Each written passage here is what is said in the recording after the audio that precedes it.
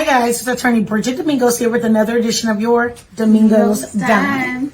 Hi. So I have with me a very special guest today. I have my law clerk, Deja Gordon, who's in honor of Black History Month over at Stetson holding it down. She's currently president of BALSA. She's a member of the trial team and basically all things that Black History Month represent. So Deja, welcome. Tell us a little bit more about what's going on for Black history at the law school especially, or even in the world. What do you have for us? Yes, Black History Month, especially at the law school of BALSA, we're trying to highlight different inequities that happen in our Black community, specifically with police violence and brutality. So we put up a nice little exhibit bringing awareness to the community about it, and I think it's received a lot of great feedback. And I think whenever you can make something visual, it hits home a little more.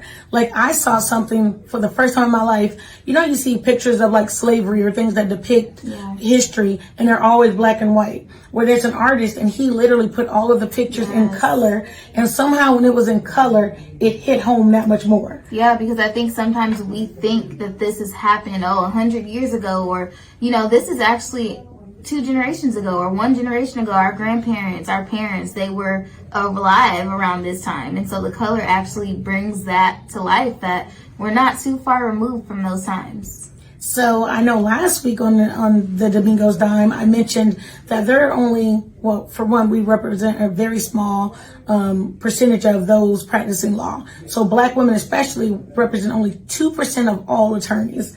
Wow. So, Deja, how does it feel knowing that you're about to be a part of the 2, hopefully at least 3% by the time you make it in, Just 3. Just 3, a little bit. I feel really hopeful about it because I think that people need to see in all areas of the law more representation. And I don't think that other people who are more represented take it for granted a little bit.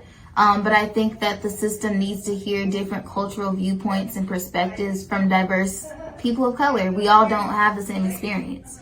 And so we need to be having access to that. And I'm excited to fill the great shoes that have come for me. Nice. Well, guys, on the Domingos Dime, we try and keep it short, but guess what? We're coming to you next week with another little Black history tidbit as well. So guess what? When in doubt, call Domingos Law. Thanks, guys.